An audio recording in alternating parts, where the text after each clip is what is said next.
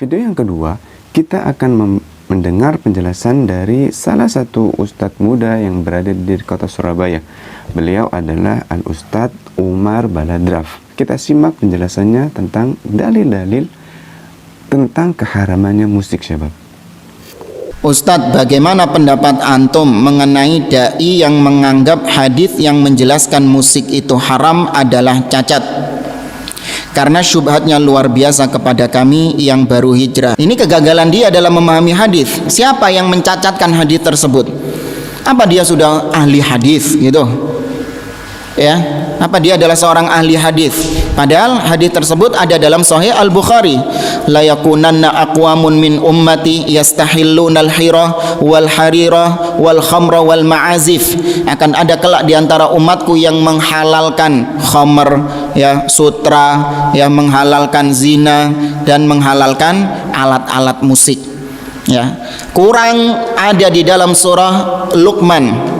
Di awal-awal surah Luqman, wa minan nasi may yashtari lahwal hadis.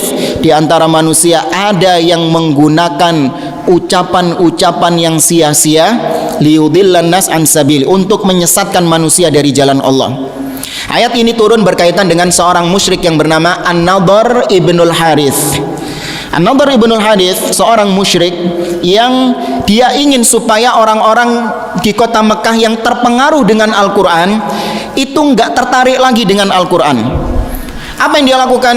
Dia membeli budak-budak wanita, kemudian dipekerjakan sebagai biduan-biduan wanita yang menyanyi, menari-nari. Ketika ada yang membacakan Al-Quran, maka dilawan dengan musik-musik itu tadi.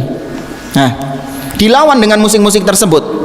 Ini menunjukkan bahwa musik memang erat kaitannya dengan hal-hal yang haram. Buktinya digunakan untuk melawan Al-Quran. Oh, itu musiknya yang haram, Ustaz. Musiknya yang yang apa, nadanya ya, lirik-lirik yang haram. Tapi kan kita ini Islami gitu liriknya, ya. Sama dengan apa yang kita bahas pada pertemuan yang lalu. Andai kata itu memang suatu yang baik, maka tentu para sahabat sudah bikin grup band. Iya, pasti sudah bikin grup band sudah. Anda bikin grup musik sekarang, musik religi, dengan alasan ini metode dakwah yang terbaik. Anda menganggap Anda lebih baik daripada Abu Bakar, daripada Umar, daripada Utsman yang tidak berdakwah dengan musik-musik tadi. Afwan, tadi belum saya tafsirkan surat Luqman tadi. Tafsir para salaf, Anda buka dalam tafsir Ibnu Katsir dan yang lainnya. Abdullah bin Mas'ud dengan tegas mengatakan, wallahi innahu ghina. Demi Allah, yang dimaksud ayat ini adalah nyanyian, ya, adalah lagu. Abdullah bin Mas'ud sendiri yang menafsirkan hal tersebut dengan bersumpah, demi Allah, yang dimaksud lahwal hadis adalah lagu, nyanyian-nyanyian. Sudah jelas, mau diapakan lagi kok cacat saja, no. Nah, itu penjelasan dari Al-Ustadz Umar Baladraf. Sama dalil yang dibawakan adalah dari surat Luqman, kemudian dari hadis Nabi Sallallahu Alaihi Wasallam dari kitab Sahih Bukhari, syabab. Di video yang ketiga, kita akan mendengarkan penjelasan dari guru kita, yaitu Al-Ustadz Syafiq Riza Basalamah. Menghalalkannya itu karena ada syubhat.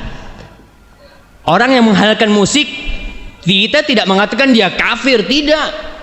Karena dia menghalalkannya menurut dia. Ini hadisnya masih lemah. Kan segala sesuatu itu halal kecuali yang ada dalilnya. Ketika dalilnya lemah, anak rasa anak nggak mau ikut gitu kan. Apakah benar seperti itu? Ini hadis mengatakan mereka akan menghalalkan zina, sutra bagi kaum lelaki. Kemudian yang ketiga, khamr. Khamr itu sudah nggak disebut minuman keras sekarang. Di Arab itu disebut namanya al-masyrubat ar-ruhaniyah, minuman rohani kata dia. Itu orang kalau minum, ente minum apa ini? Minuman rohani, biar ente tenang gitu kan. Orang kan, oh coba gitu kan, na'udzubillah. Itu orang menghalalkan itu. Dan yang keempat, wal ma'azifa. Ma'azif itu jam'u mi'zaf. Jamak dari mi'zaf. Mi'zaf itu artinya alat musik. Subhanallah, dan ini salah satu jawami'ul kalim yang diberi Rasul SAW Beliau mengucapkan kata-kata yang ringkas tapi maknanya luas sekali. Beliau tidak mengatakan yang haram itu gendang, yang haram itu tombur, yang haram itu piano, enggak, ma'azif. Karena memang banyak alat-alat musik yang tidak ada di masa Rasul sallallahu alaihi wasallam. Yang terjadi selanjutnya, Ustaz, hadisnya ini katanya Ibnu Hazm dhaif, sama palsu. Enggak palsu kalau hadis ini. Ibnu Hazm mengatakan hadisnya muallaq. Muallaq itu yang tidak disebut perawinya. Bukhari menyebutkannya dalam sahihnya, tapi dia tidak menyebutkannya secara musnad. Sanadnya lengkap, enggak. Ada yang terputus. Oke, Imam Bukhari menyebutkan itu dengan sighatul jazm. Yang pasti dia meriwayatkan hadis itu. Dan kemudian kalau dikatakan putus, oke, Imam Bukhari tidak menyambungnya. Tapi ulama hadis bukan hanya Imam Bukhari.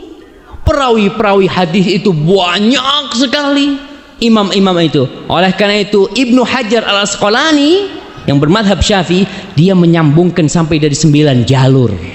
Hadis itu bersambung sampai Rasul SAW. Dan terbukti hadis ini diterima oleh ulama-ulama madhab yang 4. Dijadikan itu sebagai patokan kenapa mereka berpendapat musik itu haram.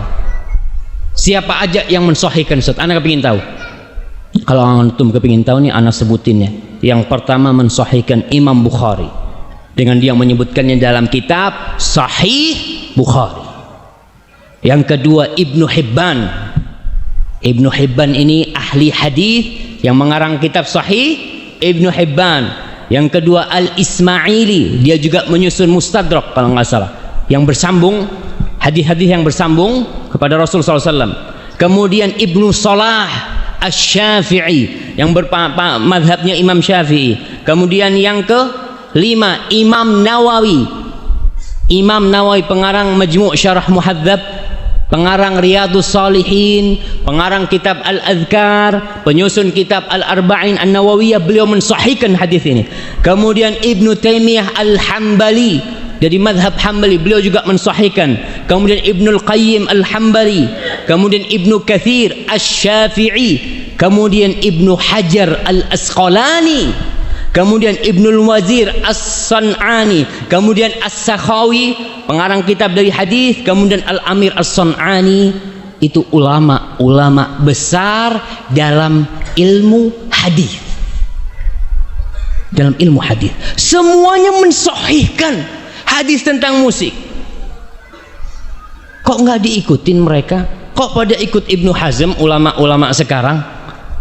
Kalau kita disuruh milih, maka pilihlah yang ahli. Ibnu Hazm, beliau ahli dalam usul, dalam ilmu usul fiqh, mereka memang ahli. Bahkan buku-bukunya Al-Ihkam fi Usulil Ahkam, Al-Muhalla, itu buku-buku tentang usul fiqh, tentang apa ya, pokok-pokok permasalahan fikih. Itu kitab Ibnu Hazm. Beliau mengarang banyak kitab, tapi beliau tidak lebih senior dari Imam Bukhari, tidak lebih senior dari Imam Ahmad, tidak lebih alim dari Al-Asqalani dalam masalah hadis. Buat ana nih yang ilmunya lemah, kalau ana disuruh mencari hadis ini dari awal sampai akhir, mungkin sampai tua ana nggak ketemu-ketemu. Maka ana melihat itu ulama-ulama besar yang mensahihkan hadis ini. Apakah kita masih mau mengatakan enggak? Ana mau ikut pendapatnya Ibnu Hazm yang mengatakan semua hadis yang diriwayatkan dalam masalah musik itu dhaif atau palsu. Mungkin demikianlah penjelasan dari guru-guru kita tentang dalil-dalil, banyaknya dalil baik dari nas-nas Al-Quran, hadis Nabi Sallallahu Alaihi Wasallam, ijma'nya para sahabat, dan ijma'nya ulama-ulama Ahlus Sunnah wal Jamaah tentang keharaman musik. Nah, tugas kita adalah apabila kita belum bisa meninggalkannya, kita banyak-banyak beristighfar kepada Allah Tabaraka wa Ta'ala, banyak-banyak bertaubat kepada Allah Tabaraka wa Ta'ala karena kekurangan kita atas perihal tersebut. Karena memang kita hidup di tengah-tengah zaman fitnah syabab. Saya sendiri pun kalau ditanya apakah sudah bisa meninggalkan, akan saya jawab dengan pasti saya belum bisa meninggalkan. Karena memang saya hidup di kalangan orang-orang yang suka dengan musik. Tapi itu semua tidak merubah keyakinan saya tentang keharaman musik. Kalau saya pribadi, saya cukup dengan satu firman Allah Tabaraka wa Ta'ala dalam surat Al-Luqman, kemudian ditafsirkan oleh sahabat mulia yang bernama Ibnu Abbas dan Ibnu Umar. Itu bahasa sudah cukup untuk meyakini tentang haramnya musik syabab. Jadi kalau kita belum bisa, kita istighfar, kita mohon ampun kepada Allah, kita taubat, tapi jangan pernah ragu atau lebih malah menyelisihi tentang hukumnya. Itu akan menjadi satu masalah lagi. Sudah tidak bisa meninggalkan, malah tidak terima dengan hukumnya yang jelas, dan ditambah lagi bisa saja mencaci atau mengejek orang yang meyakini tentang haraman musik syabab. Nah, demikianlah yang bisa kita bahas pada video kali ini. Semoga apa yang kami sampaikan, apa yang kami bawakan bisa sedikit menambah keyakinan kita tentang firman Allah Tabaraka wa Ta'ala, menambah keimanan kita kepada Allah Subhanahu wa Ta'ala. Dan insya Allah kita akan sambung tentang pembahasan musik ini. Kita akan bahas tentang syubhat-syubhat di dalam musik, yang insya Allah kita akan sama-sama belajar dari guru-guru kita yang benar-benar memahami tentang hukum-hukum dalam agama Islam syabab.